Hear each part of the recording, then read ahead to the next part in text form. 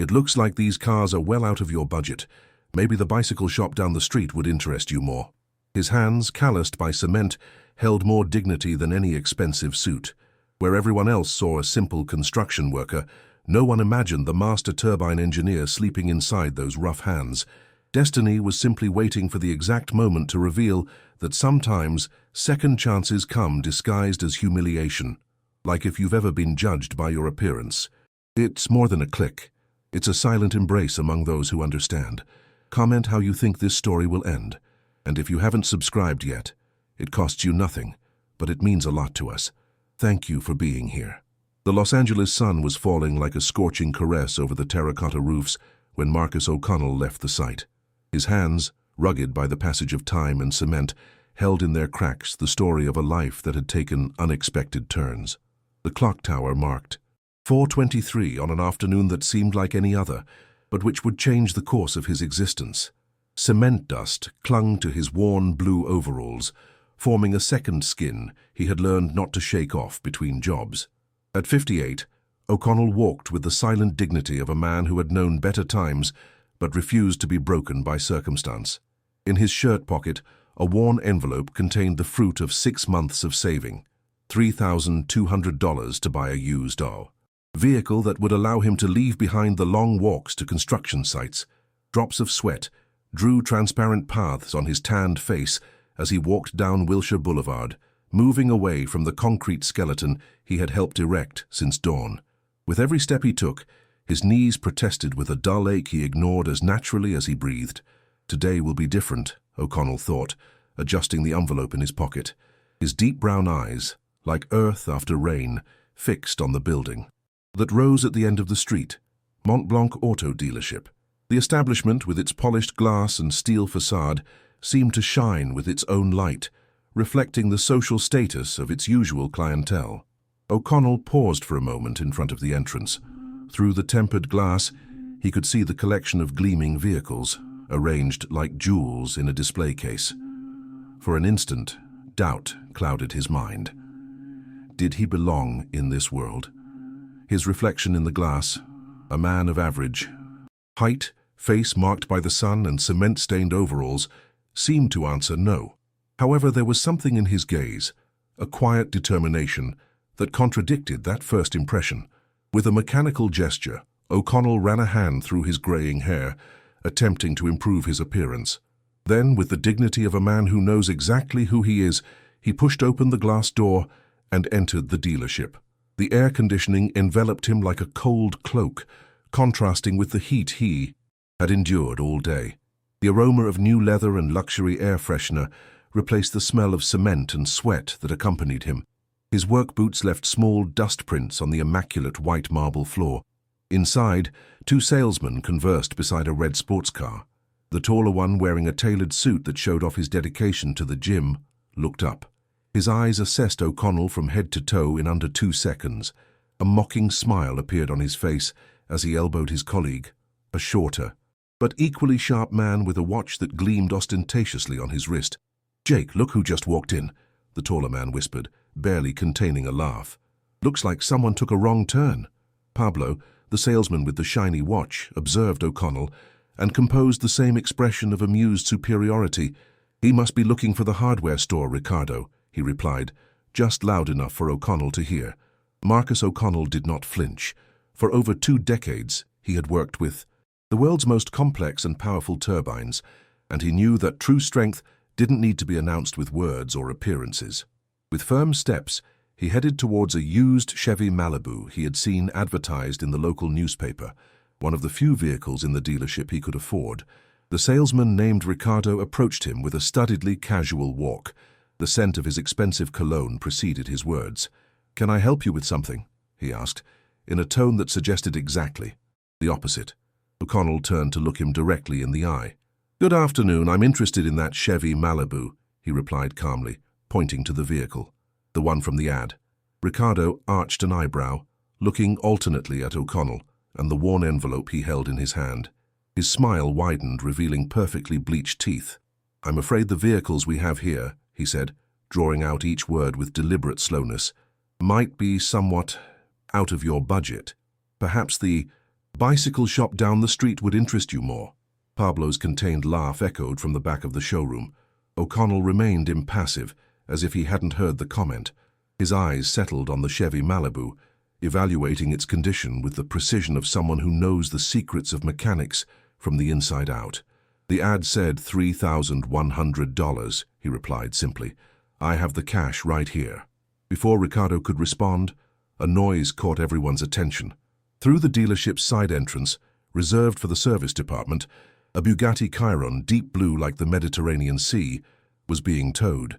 The engine was emitting an irregular sound, an intermittent cough that most would miss, but which to O'Connell's experienced ears sounded like a clear symphony of trouble.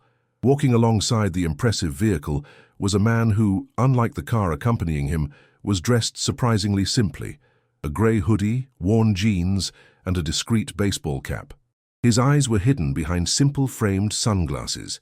The Bugatti's presence altered the dynamic of the place. Ricardo and Pablo momentarily forgot about O'Connell, turning to contemplate the automotive engineering masterpiece that had just entered. Even with its faults, the vehicle exuded an aura of power and exclusivity that made the other cars in the showroom pale in comparison. O'Connell watched as the Bugatti was taken to the workshop area, visible through a glass wall that allowed customers to admire the mechanics at work. The vehicle's owner, in his simple clothing, looked almost as out of place as O'Connell himself in that environment. The Bugatti's engine coughed again when they tried to start it inside the shop. A particular sound, a specific vibration that made O'Connell narrow his eyes, concentrating on identifying the exact source of the fault. Turbo wastegate valve, he muttered to himself, almost unconsciously. It's sticking. Pablo, who had returned to Hirschhus, Ricardo's side, heard the comment and let out a dismissive scoff. What did you say? He asked mockingly. Going to fix it with your trowel? Ricardo joined the laughter, but to everyone's surprise, the owner of the Bugatti, who had approached silently, intervened. Could you repeat what you just said? He asked with a soft but firm accent, addressing O'Connell directly. The salesman fell silent, confused by the interest that this seemingly important man was showing in the comment of a simple construction worker. The silence that followed the Bugatti owner's question seemed to amplify the jingling of keys in the salesman's pockets. O'Connell, with the tranquility of one who has nothing to prove and nothing to fear losing, turned towards him. I said it's the turbo wastegate valve, he repeated, without a trace of doubt in his voice. From the sound and the irregular vibration, it seems to be stuck. There's likely carbon buildup on the spring mechanism. Pablo and Ricardo's eyes widened in surprise. How could this man, with his cement-stained hands and worn clothes, speak with such technical precision about a vehicle that cost more than a mansion? The Bugatti owner studied O'Connell for a few seconds, as if trying to solve an enigma. Then, with a deliberate gesture, he removed his sunglasses, revealing penetrating eyes that seemed to evaluate not just his words, but the very essence of the man who spoke them. Are you sure? He asked serenely. O'Connell nodded slightly. The sound is unmistakable to anyone who has heard it before, he replied. The valve regulates turbo pressure. When it sticks, it causes an overload that manifests in that irregular growl and loss of power. The mechanics, who had connected sophisticated diagnostic equipment to the Bugatti, tried to conceal their surprise at the construction worker's explanation.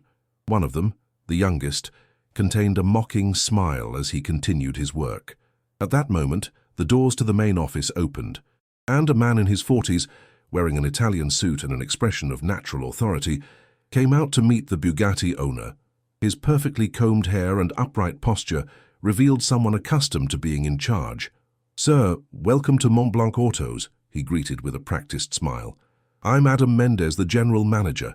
We are already attending to your vehicle with the utmost priority. The Bugatti owner briefly shook Adam's hand, but his attention remained on O'Connell. This gentleman just suggested the problem might be the turbo wastegate valve, he commented, pointing to O'Connell. Adam looked at the man in overalls for the first time, and an expression of confusion crossed his face, quickly replaced by a condescending smile. Ah, I see, he responded, pulling a state-of-the-art tablet from his jacket's inner pocket. Our electronic diagnostics are the most advanced in the country, sir. The system has already identified the issue. It's the map sensor, a sensitive part that affects the airflow measurement. With a theatrical gesture, He showed the screen where a three-dimensional graphic pointed to the supposed faulty component. Adam shot a look of superiority at O'Connell before continuing. "These vehicles are extremely complex," he added in a didactic tone. "It's not a simple car that can be diagnosed by ear." Ricardo and Pablo exchanged complicit glances, stifling a laugh. The manager discreetly signaled them to attend to O'Connell and get him out of there. "Ricardo will show you some other vehicles more suitable for your needs," Adam told O'Connell, making it clear he considered him out of place in that technical conversation. However, before Ricardo could intervene, the Bugatti owner raised a hand in a subtle but unmistakable gesture that halted any attempt to move O'Connell away. "I'd like to hear more," he said calmly. "What makes you so sure of your diagnosis?" he asked, addressing O'Connell again. Marcus took a deep breath. The scent of the workshop, that mixture of oil, metal, and technology, awakened memories of a time that seemed to belong to another life. He closed his eyes for an instant, and when he opened them, he spoke with the precision of a university professor. "In high-performance turbocharging systems like the one on the Chiron, the wastegate or relief valve is crucial for controlling pressure. If it sticks in a semi-closed position, it causes exactly that characteristic vibration we heard, similar to an intermittent growl. The map sensor might show erroneous readings as a consequence, not the cause." Adam frowned, visibly annoyed by the man's intrusion into what he considered his territory. With an abrupt gesture, he turned to the workshop. "Replace the map sensor immediately," he ordered the mechanics, "and prepare an estimate for the gentleman." The technicians set to work, dismantling parts of the intake system to access the sensor. The work took them almost half an hour, during which O'Connell remained silent, watching every movement carefully. The Bugatti owner, meanwhile, did not move away from him, as if sensing that this casual encounter contained something more important than the simple repair of a luxury car. Finally, with the sensor replaced, the head mechanic approached the manager. "All set, Mr. Mendez," he reported. "We've installed a new state-of-the-art map sensor." Adam smiled with satisfaction. "Excellent. Now we'll see who was right," he said, glancing sideways at O'Connell. "Start the vehicle." The mechanic obeyed, turning the key in the ignition. The Bugatti's engine roared to life, but after a few seconds the same irregular sound, the same metallic growl signaling the problem, manifested itself again with identical intensity. Adam's face transformed. The initial surprise gave way to an expression of annoyance that he quickly tried to conceal. "It must be a related issue," he murmured, avoiding looking at the Bugatti owner. "Perhaps the wiring or the ECU needs a complete reset." The vehicle owner, however, did not seem interested in the manager's excuses, his calm but incisive eyes fixed on O'Connell. "You said it was the turbo wastegate valve," he recalled. "Could you be more specific about how to repair it?" Silence took over the showroom. The salesman, the mechanics, and the manager now looked at O'Connell, some with curiosity, others with skepticism, but all awaiting his answer. Marcus O'Connell felt the weight of those gazes, but they were not intimidating. During his years in the aerospace industry, he had been under much greater pressure, with lives depending on the accuracy of his diagnoses and the quality of his work. "We would need to dismantle the turbo assembly to access the valve," he explained in a measured voice. "Carbon builds up on the stem and seat, preventing the free movement of the mechanism. It needs to be cleaned and possibly have the seals and spring replaced." The Bugatti owner nodded slowly, as if every word O'Connell's spoke confirmed something he already suspected. Then, looking directly at Adam, whose face had lost several shades of color, he pronounced the words that would change the course of that afternoon. "I would like him to try it." The request dropped like a bomb in the dealership. Adam, Ricardo, and Pablo exchanged looks of disbelief. Was he suggesting that a construction worker in cement-stained overalls put his hands on a Bugatti Chiron worth over $3 million? "Sir, with all due respect," Adam intervened with a nervous laugh, "our protocol dictates that only certified personnel can manipulate vehicles of this caliber. The liability and the insurance—" "I assume all responsibility," the man interrupted, in a tone that, despite its softness, allowed no argument. "And I'm interested to see if this gentleman can resolve what your certified technicians have failed to correctly diagnose." O'Connell, who had remained outside the conversation, took a step forward. His eyes reflected quiet determination. "If you permit me," he said, addressing the Bugatti owner, I'll need specific tools and someone to assist me. The owner nodded without hesitation. You'll have everything you need, he assured, and with a gesture, he indicated for Adam to take care of it. The manager, visibly annoyed but aware he couldn't refuse a client of such caliber, ordered the mechanics to provide O'Connell with whatever he requested. I hope you know what you're doing, Adam muttered, under his breath as he led O'Connell toward the workshop. If you cause any damage to that vehicle, you won't be able to pay for the repair, even by selling your organs. O'Connell didn't respond to the provocation. In his mind, he was already disassembling the Bugatti's turbo system, visualizing every component, every bolt, every gasket. His hands, which hours earlier had been mixing cement and laying bricks, would soon demonstrate that they held the memory of a skill that time had failed to erase. Montblanc Auto's workshop was an immaculate space, as far from the dusty construction environment O'Connell had grown accustomed to in recent years as the sky is from the earth. White walls, an epoxy resin floor without a single stain, and tools organized with military precision created a scene that looked more like a high-tech laboratory than a conventional mechanics shop. The three mechanics working there, all young, dressed in impeccable uniforms, embroidered with the Montblanc logo, observed the intruder, who dared to enter their sanctuary with a mixture of curiosity and suspicion. The tallest of them, a blond man in his 30s with the name David on his name tag, had been assigned as O'Connell's assistant, a task he clearly resented. "What tools do you need?" he asked in a tone that barely concealed his skepticism. O'Connell scanned the Bugatti Chiron, appreciating its aerodynamic lines and the engineering complexity hidden beneath its bodywork. Then, with the natural ease of someone who has spent his life around engines, he began to list his requirements: a set of precision Allen wrenches, Torx screwdrivers from T15 to T25, a set of terminal extractors, circlip pliers, a small oil filter wrench, and, if possible, a digital endoscope. David raised an eyebrow, surprised by the specificity of the request and the technical knowledge it demonstrated. Without a word, he headed to the tool cabinet while Adam, Ricardo, and Pablo watched from a distance. The Bugatti owner, meanwhile, had sat on a nearby stool, following every movement with silent attention. Once the tools were in front of him, O'Connell removed the top part of his overalls, revealing a grey t-shirt that, although worn, was clean. He rolled up his sleeves and, before touching the vehicle, meticulously washed his hands at the workshop sink, removing every last trace of cement. "I'll need access to the intake system," he told David. "We have to dismantle the upper cover and the turbo." "Inlet ducts." The mechanic nodded with some reluctance and began to help. To his surprise, O'Connell moved with the precision of a surgeon, identifying every bolt, clip, and connector without hesitation. His hands, rough from physical labor, demonstrated a delicacy and knowledge that contrasted with his external appearance. As they dismantled parts, O'Connell explained each step with a simplicity that made even the most complex concepts seem accessible.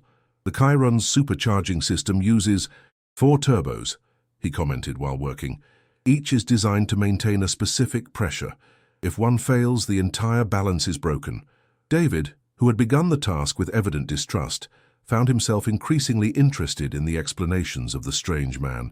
The precision with which O'Connell identified each component and anticipated every step of the process was revealing of a deep knowledge that went far beyond what would be expected from a hobbyist or even a common mechanic. From the observation area, Pablo leaned toward Ricardo. "Who the hell is this guy?" he whispered. "He talks like he designed the damn car." Ricardo shrugged, as baffled as his colleague. Adam, for his part, kept his arms crossed and his brow furrowed, as if every step O'Connell took was a personal affront to his authority. After almost 40 minutes of methodical work, they reached the heart of the problem: the right-side turbocharger assembly. Carefully, O'Connell examined the wastegate valve, using a small flashlight to illuminate the mechanism. "There it is," he confirmed, pointing to David. "Look at this." The mechanic leaned in to look. Indeed, the valve stem was covered in a thick layer of carbon buildup that prevented its free movement. What had been invisible to the electronic diagnosis had been evident to O'Connell's experienced eye from the first sound of the engine. "We need to extract the complete valve," O'Connell explained. "I'll need a size 5 Allen wrench for the mounting." "Bolts." David handed him the requested tool. O'Connell began to loosen the first of the 4 bolts securing the assembly. He worked with precise but cautious movements, aware of the value of the vehicle in his hands. The silence in the workshop was so dense it could be cut with a knife. Everyone present, even those who had mocked him minutes earlier, now watched with respectful attention. The transformation was palpable. The invisible construction worker had become the center of all eyes. Reaching the last bolt, O'Connell met resistance. It was a security bolt designed to prevent unauthorized tampering, and it appeared to be slightly damaged from previous attempts to loosen it. "This one is tricky," he commented, adjusting the wrench's angle. "I'm going to need to apply a bit more pressure." With a firm but controlled movement, he attempted to turn the wrench. The resistance was considerable. O'Connell took a deep breath, concentrating on applying the exact force, enough to overcome the resistance, but not so much as to damage the bolt head. In that critical moment, the unexpected happened. With a barely audible snap, the Allen wrench, a worn tool O'Connell had pulled from his own pocket after confirming the shop's set didn't have the exact size, broke, leaving a fragment stuck inside the bolt. Time seemed to stop. David held his breath. From the observation area, Adam managed a look of perverse satisfaction, as if this confirmed what he had thought from the beginning, that the intruder was out of his element and had just made a catastrophic mistake. "Well," the manager said with ill-concealed pleasure, "it looks like our expert has just gotten stuck. Perhaps we should return to professional methods and stop experimenting with—" But before he could finish his sentence, the Bugatti owner raised a hand, silencing him. "What happened?" he asked O'Connell calmly. Marcus showed no signs of panic, with the serenity of one who has faced much bigger problems. He examined the bolt and the trapped metal fragment. "My Allen wrench broke," he explained, with no trace of excuse in his voice. "It's an old tool. It's been my companion for many years." Surprisingly, his tone did not reveal shame or fear, but a strange respect for the tool that had just failed him, as if it were an old friend who had finally succumbed to the weight of age. "It was my father's," he added quietly, almost to himself. The Bugatti owner nodded slightly, as if he understood the deep meaning of those words. "Can you fix it?" he asked simply. Adam intervened, unable to contain himself. "Sir, this is precisely what I was trying to avoid. Now we'll have to call the official Bugatti service, the additional cost and the waiting time." "I asked if he can fix it," the Bugatti owner repeated, not taking his eyes off O'Connell. Marcus studied the problem for a few seconds. "Yes," he replied confidently. "I'll need a number 2 broken screw extractor and a 2mm titanium drill bit to create a grip point." Adam let out a huff of disbelief, but the Bugatti owner gestured to David to provide what was requested. The young mechanic, who by now seemed to have developed a genuine respect for O'Connell's abilities, rushed to find the tools. While they waited, the vehicle owner approached O'Connell. "I haven't formally introduced myself," he said, extending his hand. "Omar al-Sultan." O'Connell shook the offered hand with the firmness of one who does not feel inferior to anyone regardless of social or economic status. "Marcus O'Connell," he replied simply. Omar nodded, as if confirming something he already knew. "Mr. O'Connell, your knowledge of turbochargers is impressive," he commented. "It's unusual to find someone who can diagnose such a specific problem in an engine like the Chiron's W16 by ear." O'Connell shrugged slightly. "The basic principles are the same, whatever the engine," he replied. "Pressure, flow, temperature, they are physical laws that don't change." "Where did you learn so much about supercharged engines?" Omar asked with genuine curiosity. Before O'Connell could answer, David returned with the requested tools. Marcus took them, thanked him with a nod, and focused again on the problematic bolt. With millimeter precision, he created a small hole in the center of the broken fragment. Then, with the extractor, he began to apply pressure gradually. Everyone watched, holding their breath. After a moment of tension, the fragment yielded and began to turn, allowing its complete extraction. A collective sigh of relief swept through the workshop. Even Adam, despite his obvious antagonism, couldn't help but make a gesture of acknowledgement at the demonstrated skill. O'Connell continued his work, finally dismantling the wastegate valve. Just as he had diagnosed, it was completely clogged with carbon deposits. With meticulousness, he cleaned each component, checked the seals, and lubricated the spring mechanisms before reassembling everything. The complete process took almost 2 hours, during which the Mont Blanc Auto's workshop became an impromptu classroom where O'Connell, unintentionally, gave a masterclass on turbocharging systems. David absorbed every word, every gesture, as if witnessing something unique.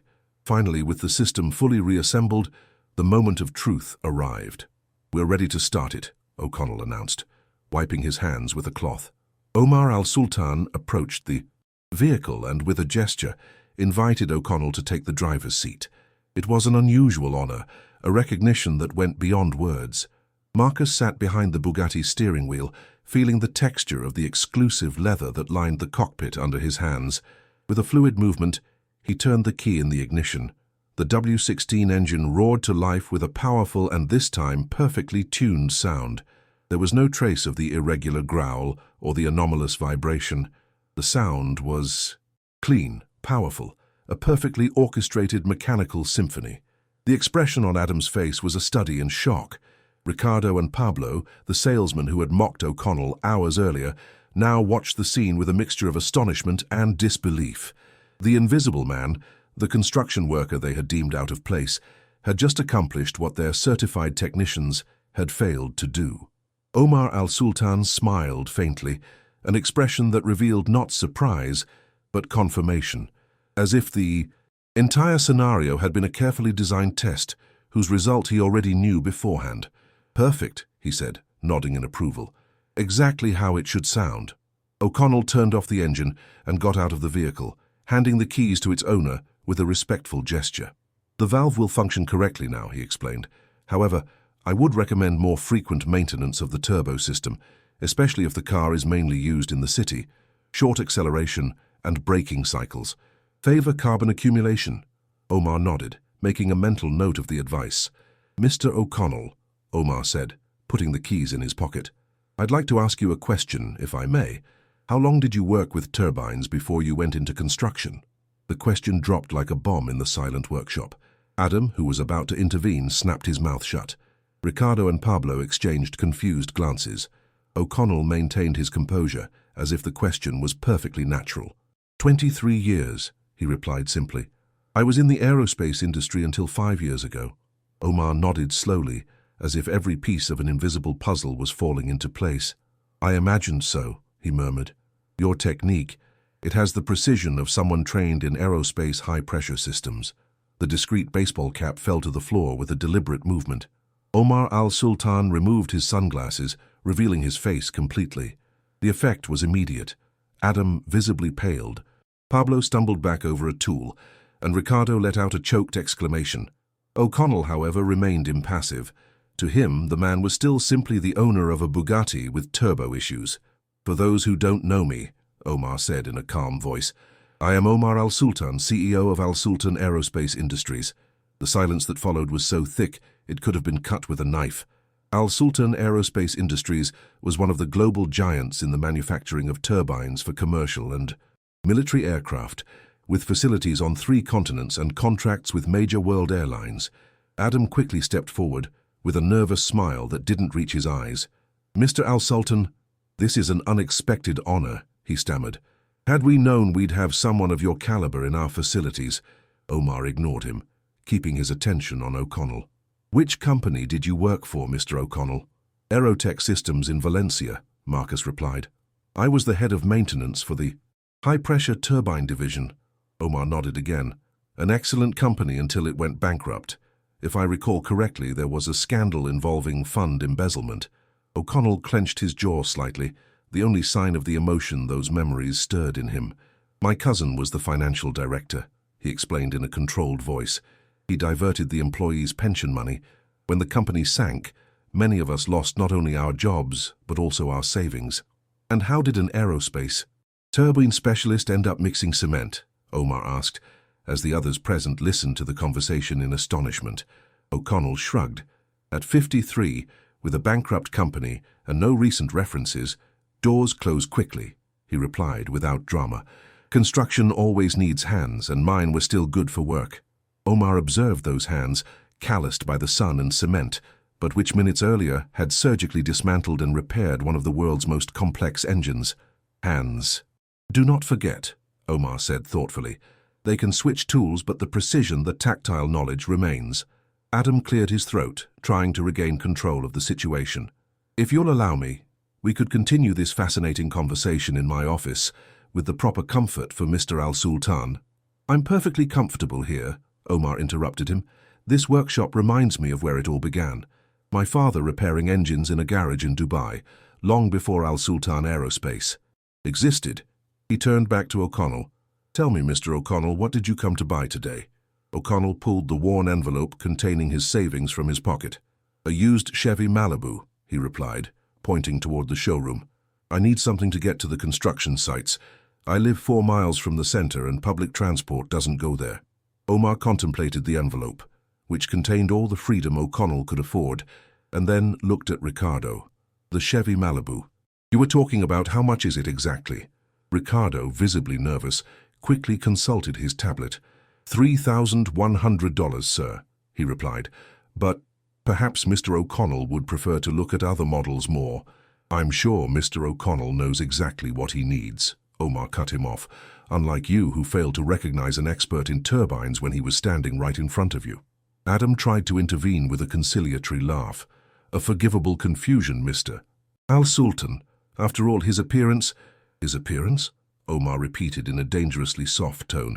Do you judge a person's technical ability by their work clothes? Interesting criteria for a service company.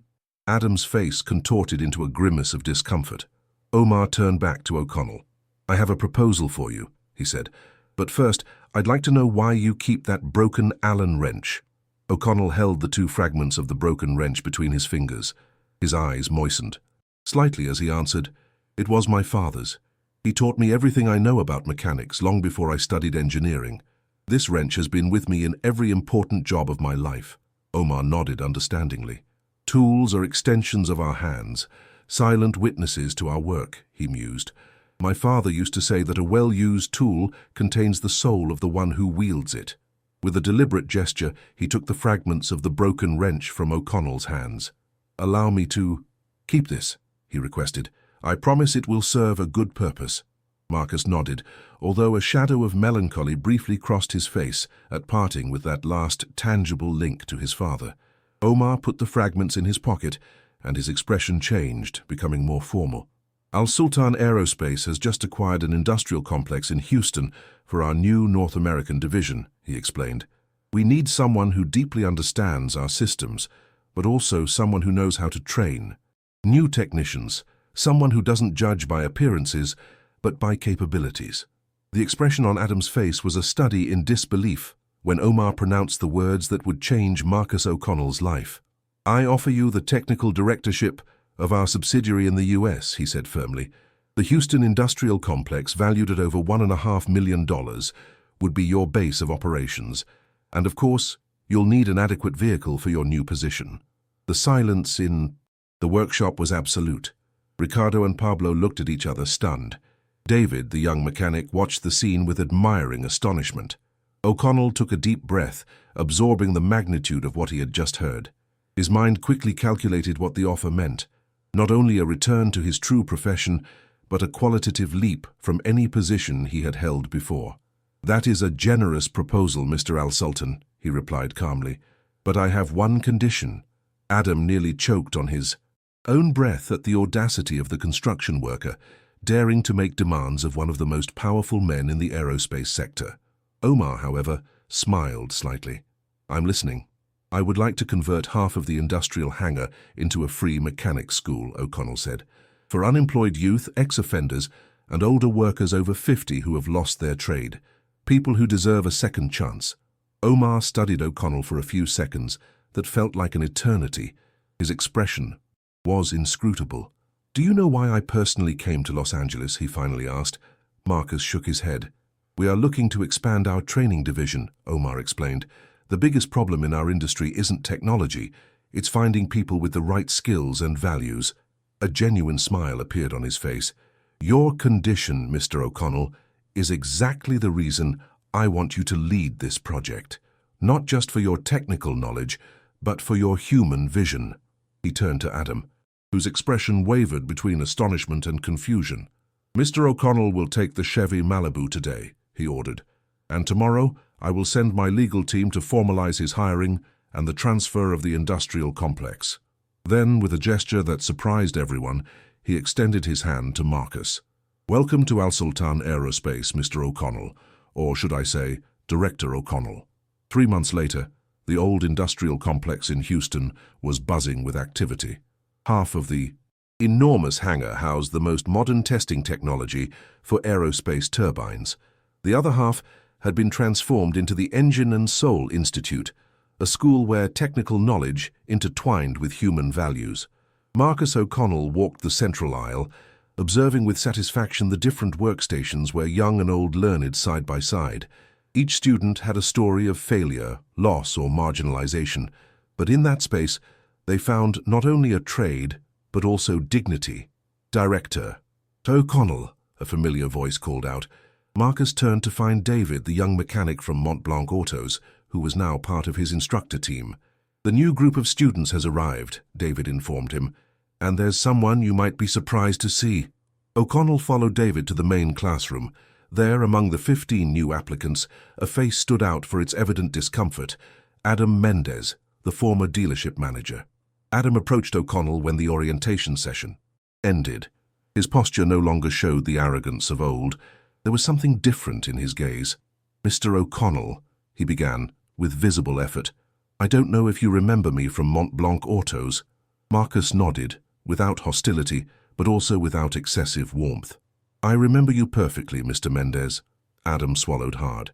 "The dealership closed a month ago," he explained. "After what happened with Mr. Al Sultan, our reputation, well, let's just say social media doesn't forgive." He paused before continuing. "I've spent 2 months looking for work, but at 43, without real technical knowledge, doors close quickly." The irony of those words, so similar to what O'Connell himself had said months earlier in the workshop, did not go unnoticed by either of them. "I'm here because I need to truly learn, not just pretend I know," Adam admitted. "If you accept me into your program, I promise I'll give it my absolute best." The sunrise in Houston painted the walls of the Engine and Soul Institute gold. Marcus O'Connell, as he did every morning for the past 6 months, was the first to arrive. He liked that moment of solitude before the bustle of students and teachers filled the hallways. It was his personal ritual, silently touring the facilities, checking that everything was in order, and stopping for a few minutes in front of the main wall. There, protected by a hand-polished olive wood frame, the broken Allen wrench was displayed. It had been mounted on a dark blue velvet background that highlighted the metallic sheen of the 2 fragments. Beneath it, a brass plaque read, "Sometimes, even the strongest things need to break to open new paths." Marcus extended his hand, gently touching the glass that protected that personal relic. He remembered the calloused hands of his father, Edward O'Connell, an Irish mechanic who had emigrated to the US in the 70s with little more than that toolbox and the determination to build a better future for his family. That Allen wrench had been a silent witness to countless repairs, from humble motorcycles to the complex systems Marcus worked on during his aerospace industry years. "It's curious how objects acquire meanings that transcend their original function," he murmured to himself. The sound of the main door opening interrupted his thoughts. David, the young mechanic who had left Mont Blanc Autos to join O'Connell's project, entered carrying a box of new tools. "Good morning, Director," he greeted enthusiastically. "I brought the precision equipment you requested for the advanced class." Marcus turned to him with a smile. "Just in time. Today we start with variable pressure system calibration." David placed the box on a nearby table and approached the wall where O'Connell was contemplating the broken wrench. "The new students always ask about it," he commented. "It's become our talisman, hasn't it?" Marcus nodded. "It's more than that. It's a constant reminder that value isn't in perfection, but in utility. This wrench, even broken, served a greater purpose than it ever would have by remaining intact." David observed the tool with renewed interest. "Like the people who come here," he reflected. "All broken in some way, but looking for a new purpose." "Exactly," Marcus confirmed. "Every student who walks through that door carries a story of rupture, lost jobs, separated families, interrupted dreams. But those ruptures don't define their worth." The conversation was interrupted by the arrival of Elaine Martin, the administrator Marcus had hired to manage the non-technical aspects of the institute. A woman in her 50s who had lost her financial manager position during the economic crisis and had spent 3 years unemployed before finding this opportunity. "Good morning, gentlemen," she greeted, adjusting her red-framed glasses that were her signature look. "Marcus, Omar Al-Sultan just confirmed his visit for this afternoon. He wants to see the program's progress and meet the new students." O'Connell nodded. Omar's visits had become more frequent in recent months. What had begun as a simple corporate investment had transformed into a personal project for the Saudi businessman who saw the institute as an extension of the values his own father had instilled in him. "Prepare the conference room, please," Marcus requested, "and notify the instructors that I want a practical demonstration of the work the second cycle students are doing." Elaine made a quick note on her tablet. "It's scheduled. I've also invited representatives from 4 local companies interested in our internship program." Marcus smiled, grateful for Elaine's efficiency. Her ability to anticipate the institute's needs had been fundamental to the project's success. As the morning progressed, the building came to life. The once silent hallways filled with the murmur of conversations, the clinking of tools, and the occasional roar of an engine being tested. The institute currently hosted 83 students divided into 3 different programs: basic mechanics, advanced systems, and maintenance management. In the main workshop, 12 workstations were occupied by pairs of students dismantling, analyzing, and reassembling various turbine components. Marcus stopped at each station observing the work, offering advice, correcting postures and techniques. It was in this environment, surrounded by mechanical parts and students eager for knowledge, that he truly felt in his element. At Station 7, an older man in his 60s worked alongside a young woman barely out of her teens. The contrast between the two was evident. He, methodical and measured. She, impatient and energetic. However, the combination worked perfectly, complementing each other. "Mr. Ramirez, Ms. Ferrer," Marcus greeted as he approached. "How is the cooling system analysis coming along?" Carl Ramirez, a former textile factory operator, closed after 30 years of service, looked up. "We're identifying potential failure points, Director," he replied with the precision of someone who has spent decades paying attention to detail. "Lucy has a special gift for detecting micro-fissures that I don't even see." The young woman, a former waitress with a complicated past and a present full of determination, smiled at her partner's compliment. "And Carl understands the logic of the complete system better than anyone," she added. "He's taught me to think about the whole, not just the individual parts." Marcus nodded, satisfied. This intergenerational exchange of knowledge and perspectives was precisely what he had envisioned when he conceived the Institute. It wasn't just about training competent technicians, but about creating a community where mutual respect and collaboration were as important as technical skills. He continued his tour until he reached the classroom where advanced systems theory was taught. Through the glass of the door, he could see Adam Mendez explaining a complex diagram on the digital whiteboard. His transformation over these months had been remarkable. The formerly arrogant dealership manager had become a model student, humble and hard-working, putting as much effort into learning as into helping his classmates. Marcus clearly remembered the day Adam showed up at the Institute, 3 weeks after its inauguration. He had lost weight. His designer suit had been replaced by casual clothes that evidenced hard times, and the arrogance in his gaze had given way to a mixture of shame and desperate determination. Adam's fall had been rapid and painful. After the incident with Al-Sultan, his reputation in the automotive sector plummeted. A video of that day, recorded by one of the mechanics, had gone viral on social media. The arrogant manager mocking the construction worker, who turned out to be a turbine expert recognized by one of the most important businessmen in the aerospace sector. The consequences were swift. The dealership lost. Customers, suppliers began to question the technical competence of the establishment, and finally, the owners decided Adam was the perfect scapegoat. Marcus could have gloated over the downfall of the man who had humiliated him. He could have rejected his application to the program with a simple signature. However, something in Adam's defeated look reminded him of himself 5 years ago, when all doors closed after the bankruptcy of Aerotech Systems. O'Connell decided to accept him into the E program, but with one condition.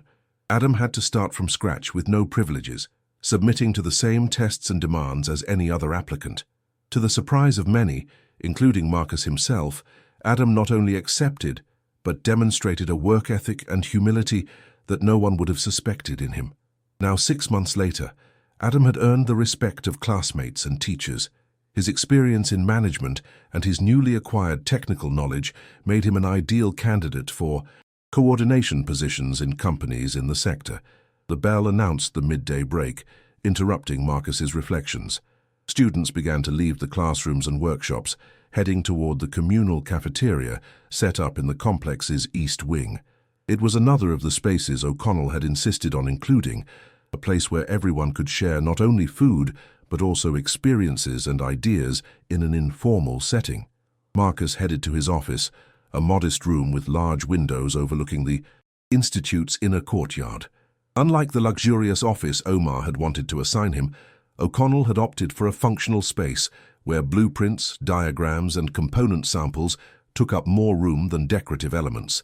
On his desk, a framed photograph showed his parents in front of the small mechanics shop they had run on the outskirts of Los Angeles. It was the only personal concession he had allowed himself in that workspace. He had barely sat down when Elaine entered with a folder of documents. "The monthly reports for the Al Sultan Foundation," she announced, placing them on the desk, "and the proposal for the new job placement program you requested." Marcus took the documents and began to review them. "What do you think of the proposal?" he asked, valuing Elaine's opinion, as she had developed a sharp instinct for identifying viable projects. She adjusted her glasses with a habitual gesture. "Ambitious but realistic," she replied. "The alliance with the companies in the Technology Park could absorb almost all our graduates if we achieve the level of specialization you're proposing." Marcus nodded, satisfied with the assessment. "And about Omar's visit," Elaine continued, "he specifically asked me to reserve time for a private meeting with you after the official tour." O'Connell looked up, intrigued. "Did he mention the reason?" "Not specifically, but he seemed excited," she replied, choosing the word carefully. "He mentioned something about completing the circle." Before Marcus could inquire further, a figure appeared in the office doorway. It was David, with an expression that mixed urgency and enthusiasm. "Director, you have to see this," he said, gesturing for him to follow. Intrigued, Marcus stood up and followed David through the hallways to the main workshop, where a group of students and teachers had gathered around one of the workstations. As he approached, he understood the reason for the commotion. On the workbench, perfectly restored, gleamed an antique turbine engine, a model Marcus immediately recognized. The TX-850 prototype, one of the first designs he had worked on during his years at Aerotech Systems. "We found it in an industrial scrapyard," Adam, who was part of the group, explained. "It was catalogued as obsolete material for smelting. When I saw the Aerotech Systems logo, I remembered you had mentioned that company in your story." Marcus approached slowly, almost reverently. He extended his hand, touching the metallic surface like someone reuniting with an old friend. "We restored it together," Adam continued.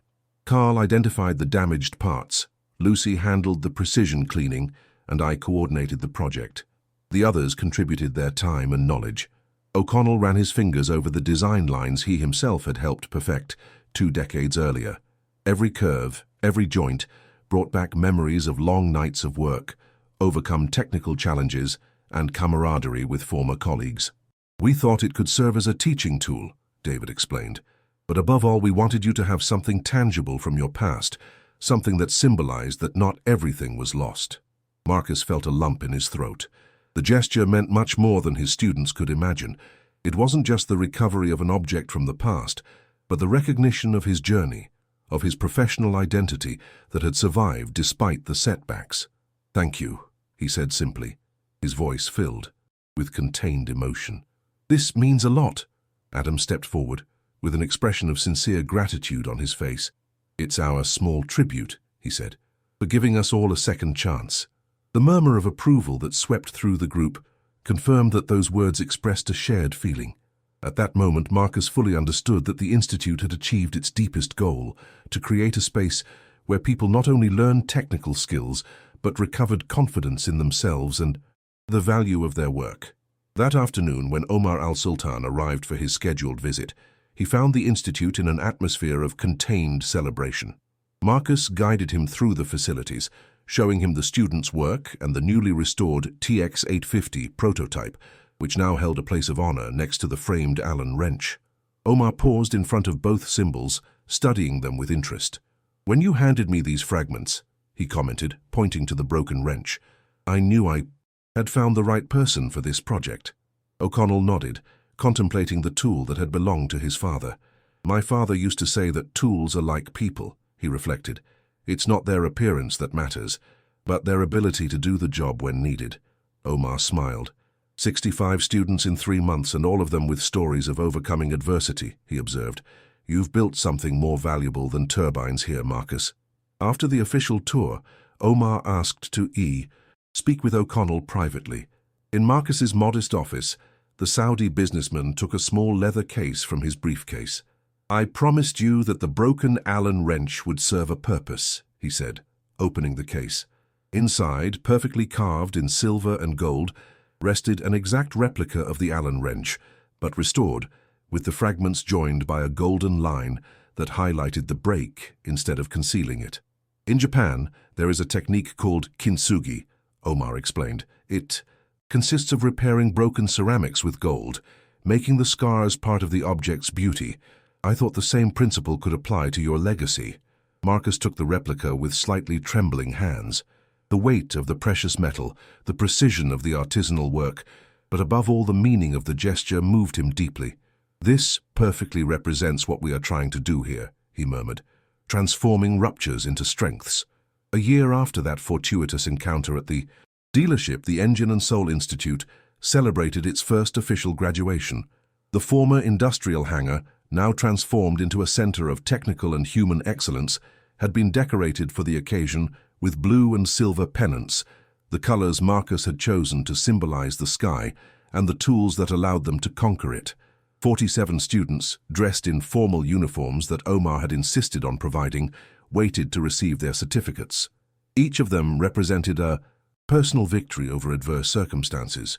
From Carl Ramirez, the 60-year-old textile operator who was now specializing in cooling systems, to Lucy Ferrer, the former waitress who had discovered an extraordinary talent for micromechanics. Among them was Adam, who had demonstrated a capacity for work and humility that surprised many, including O'Connell himself. Over the past year, he had gone from being the distrusted student everyone watched to becoming a respected mentor by his classmates. The ceremony was sober but emotional. Marcus personally handed out each certificate, accompanying the official document with personalized words for each graduate. They were not prepared phrases, but sincere reflections on the path each had traveled, the obstacles overcome and the strengths demonstrated. When it was Adam's turn, an expectant silence fell over the auditorium.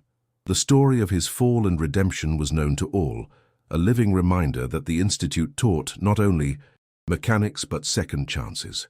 "Adam Mendez," Marcus announced, "Certificate of Excellence in Aerospace Maintenance Systems Management."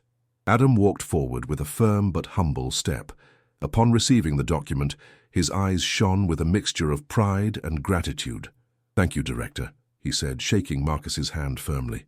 After the ceremony, while attendees shared refreshments in the common area, Adam approached O'Connell again, who was talking with Omar and several business representatives. "Excuse the interruption," he said politely. "Director O'Connell, could I speak with you for a moment?" Marcus excused himself, and the two walked a few steps away from the group. "I want to thank you," Adam said sincerely, "not just for the technical training, but for the most important lesson." "And what is that lesson?" O'Connell asked with genuine curiosity. "That a person's true worth isn't in their appearance or position, but in their ability to maintain dignity while helping others find theirs," Adam replied. "You could have sought revenge, denied me entry into the program. Instead, you gave me the opportunity to redeem myself."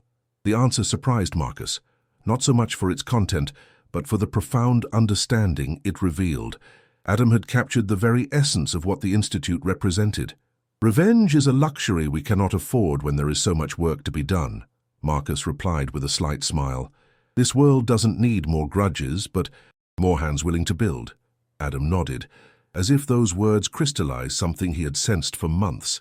"I've received an offer from Aero Marine Systems," he announced, maintenance coordinator for their new plant in Florida. That's an excellent opportunity, Marcus commented. Have you accepted it? Not yet, Adam replied. I wanted to consult with you first. Marcus raised an eyebrow, surprised by the deference. It's your career, Adam. You have to decide. I know, the former manager nodded. But there's something more important I wanted to ask you. If I accept the position, I'd like to implement a program similar to the one here, integrating young people without experience and older workers displaced by technology. Do you think we could establish some kind of collaboration? The proposal took Marcus by surprise. It was the confirmation that the seed planted in the Institute was bearing fruit that would transcend its own walls. Nothing would please me more, he responded sincerely. The model is designed precisely to be replicated. Adam smiled, relieved. Then I'll accept, he decided, and I promise to honor what I've learned here. As Adam walked away, Omar approached Marcus silently. The true measure of success, the Saudi businessman commented, is not what we build, but what we inspire others to build. As evening fell, when the last guest had left and the students had cleared away the remnants of the celebration, Marcus O'Connell walked out to the Institute's parking lot. The Houston sky was painted in orange and violet, creating a spectacle that still amazed him after a year of living on that coast. Next to the instructor's more modern vehicles and some student motorcycles, the blue Chevy Malibu Marcus had ended up buying that day at the dealership stood out for its simplicity. Although his economic position now allowed him to acquire more luxurious cars, O'Connell valued that modest vehicle as a tangible symbol of his original goal: independence, the dignity of traveling by his own means. Before getting in, he ran his hand over the bodywork in an almost affectionate gesture. The cold metal under his fingers reminded him of the long journey since he walked into the Mont Blanc dealership with his cement-stained overalls, carrying the envelope with his savings. The Institute had exceeded all his expectations. What started as a condition to accept Omar's offer had transformed into a project with a life of its own, attracting national and international attention. 3 companies in the sector had already requested to establish similar programs in their facilities, and the Department of Labor had shown interest in using the model for its job reintegration programs. Marcus started the engine and drove slowly towards the exit. Through the rearview mirror, he observed the building that housed so many dreams and stories of overcoming adversity. The newly installed plaque at the main entrance perfectly captured the essence of the place: Engine and Soul Institute, where second chances take shape. As he merged onto the main road, his thoughts drifted to his father. What would Edward O'Connell think of all this?